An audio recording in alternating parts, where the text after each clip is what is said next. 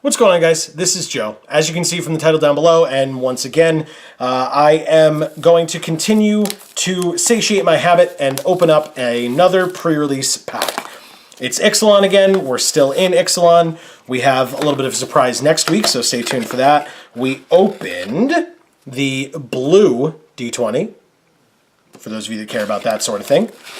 But otherwise, more importantly, we have other stuff in here. Let's zoom in so you guys can see what we've got going on. And we start with our promo foil, I should say, which is the Daring Saboteur.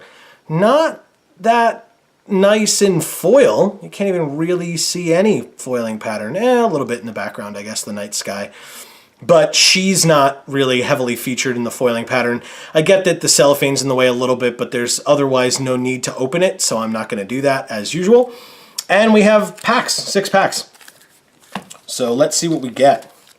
I'm going to be doing a GP in December coming up soon, so I like practicing opening pre-release kits. Obviously, the only thing that'll be different is I won't get a promo, but I'll still get 6 packs and have to make a deck out of it. So let's see what I get in this one. Maybe we should zoom out slightly. Okay, so we start with Ryle, Shining Aerosaur, Fathom Fleet Cutthroat, Nest Robber, a Blossom Dryad, Storm Sculptor, Demystify, Grazing Whiptail, Gilded Sentinel, Belligerent Brontodon is our first uncommon, and a gold uncommon at that. Dinosaur Stampede is the second. This is a nice one.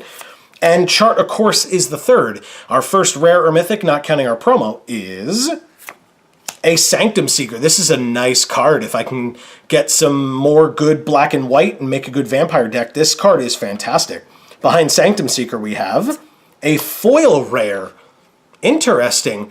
In Old Growth Dryads. Not a bad foiling pattern, but kind of a bad card. But still, it's an Old Growth Dryads. I don't know that this will make it into the deck kind of no matter what we're playing, but it's an Old Growth Dryads. So there you go.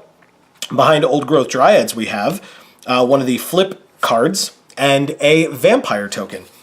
So that's cool. Let's move on to the second pack with Angrath / the Hijack art on it. Let's see what we get out of this one. Not bad start with the Sanctum Seeker, though. We have Sure Strike, Queen's Commission, Blight Keeper, that's good, Fathom Fleet Firebrand, a Ravenous Daggertooth, a Cancel, a Colossal Dreadmaw, a Hijack, a Contract Killing, very nice, a Lookout's Dispersal is our first uncommon, a Grim Captain's Call is the second, and a Deadeye Quartermaster is the third, and the second rare or mythic is a Death Gorge Scavenger. Okay, interesting green card. Like I said, we'll see if it makes the deck at the end. But behind the Death Gorge Scavenger, another foil in the Ruthless Knave, a foil uncommon this time. We're getting some sweet black, that's for sure. That's really nice, and we're getting hooked up with foils. A foil rare, then a foil uncommon.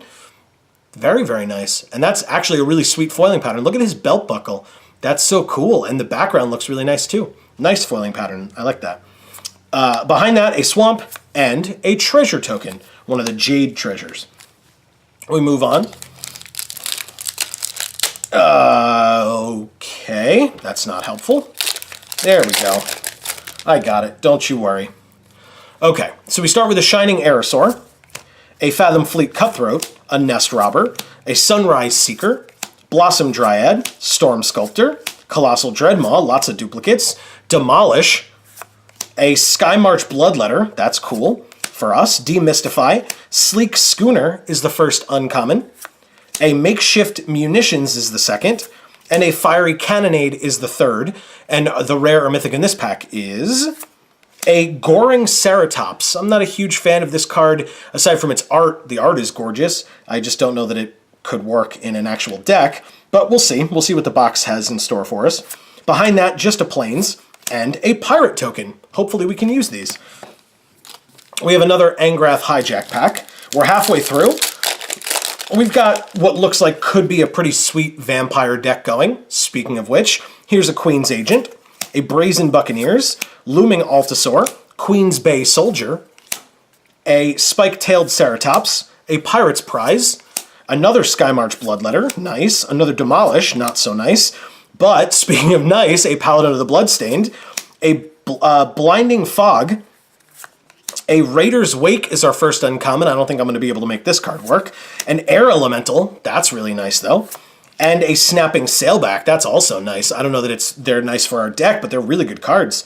And the rare or mythic is a Verdant Sun's Avatar. I don't know that this card's good enough either. It's super expensive. We have the white version of this as well with the Goring Ceratops, with at least with, you know, 7 drop big dinos. A little scary to try to make them work, but we'll see. Behind that we have just a Swamp and a treasure token, another Jade Treasure. So speaking of vampires, we have a Vicious Conquistador on the front of this pack. Let's see what we have on the inside of it. We have a Legion Conquistador to start. Direfleet Hoarder, Tillinali's Knight, Looming Altasaur, Shorekeeper, Jade Guardian, Skymarch Bloodletter, very nice, Demystify, Grazing Whiptail, a Gilded Sentinel, an Inspiring Cleric, that's cool, and is our first uncommon. A Merfolk Branchwalker is the second, and a very nice, a Charging Monstrosaur is the third. I don't know that we've seen a lot of red support, but we could try, I guess. Behind that, our rare or mythic is a Sorceress Spyglass. All right, it's something. I don't know. We'll have to see. Behind that, a Forest and a Dinosaur token. We have one pack left. It has Vraska on it. Will this thing help us kind of cement where we're going, or will it throw us in a huge curveball right at the end? Well, we shall see. This is a good card. Skullduggery. Another Ryle, a Bishop Soldier, a March of the Drowned, Opt, Blossom Dryad, another Skymarch Bloodletter. That's fantastic. Demolish, Paladin of the Bloodstained again, Blinding Fog, an Elaborate Fire Cannon is our first uncommon in this pack. A Drover of the Mighty is the second, and a Lightning Strike is the third. And our last rare or mythic, unless we get lucky with foils, is a Captain Lannery Storm. I still don't know that red is there, despite the Lightning Strike followed by this card, but I don't know. We shall see. Behind the Captain, just a Mountain and a Treasure token. So guys, I'm going to see if I can make this Sanctum Seeker work. We'll find out in a second, or you'll find out in a second, when the deck is made. So I come to you only partially defeated. I did something that I hate doing. I really hate doing. And that's going to 3 colors with literally no fixing. And actually, sorry, I say literally, I have the Ruthless Knave. That is my only chance at fixing whatsoever. But I'm splashing red for 6 cards in 2 Nest Robbers, a Lightning Strike, a Dinosaur Stampede, Captain Lannery Storm, and the Charging Monstrosaur. I think at least with the Captain and the Monstrosaur, they'll be pretty good. The Captain actually also makes treasures. So between the Ruthless Knave and the Captain and technically a Direfleet Hoarder, we might have enough things that make treasures, although Captain Lannery Storm is part of our splash, so we'd need a treasure from maybe the Hoarder or something to get the treasure to make Captain Lannery Storm, and then she can start making treasures. But something else that we were really light on besides playables in these in black and white in general, because we actually have as many, right, 2, 4, 6, we have as many white as we have red. So yeah, I guess white or red is the splash, but regardless, we definitely have enough black. I mean, we have a playset, although in limited, a playset's not really a thing, but we have 4 Skymarch Bloodletters. We got the Blightkeeper, a Skullduggery. We have a Direfleet Hoarder. The Contract Killing is nice. The Sanctum Seeker you guys saw, I mentioned the Ruthless Knave. And at the top of our curve, we have this Queen's Agent over here. In the white, it's nice because we have Queen's Commission, a Bishop Soldier, 2 Paladin of the Bloodstained, and 2 Shining Aerosaur. So even though it's not a lot of cards, the white does a lot of work for us with making vampires. It is a vampire. And then we have 2, 3, 4 flyers, which is nice.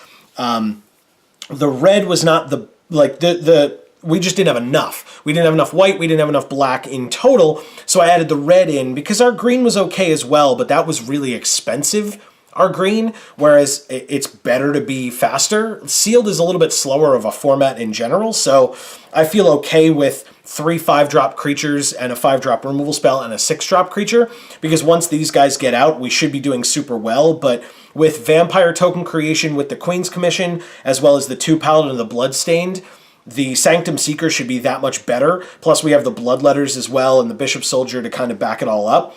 The interesting thing is we had very, and I mean very little removal overall. We had not a lot of bounce in blue. Blue was just bad in general for us. We have this Contract Killing, like I said, and the Lightning Strike, but that's really it. So this is the deck. As always, let me know what you guys think. Maybe you can teach me something and I can get better before GP New Jersey, which if you're going to be there and you see me, please come over and say hello. I am always willing to hang out, say hello, and talk. But my question for this deck for all of you is, with such little removal, here are some of my sideboard cards. I'm sure you are aware. We got not 1, but 2 Fathom Fleet Cutthroats. Should I have tried to put those in? In addition, we have 1 Inspiring Cleric to maybe gain some life. It's another vampire for us, but it's 3 mana for a 3/2, and it's got, it gains you life. So is that worth it? And what would we take out? And finally, it's a great sideboard card, but should I be mainboarding Sure Strike? It is part of our splash colors, so I don't necessarily know, but here's the deck. Those are the question cards, right? The 2 Fathom Fleet Cutthroats, the Inspiring Cleric, and the Sure Strike. Should they stay in the sideboard? Should they go in the main deck? And if they go in the main deck, what comes out? What doesn't work? This is a Skullduggery. I know it's a little shiny. Sorry. Pretend I'm on the Pro Tour. But anyway, thank you guys so much for watching. This has been another product opening, pre-release kit opening specifically, here on Geek for All. I've been Joe, and as we always say, in whichever video of ours you watch next, we will see you all next time. Thanks, everybody.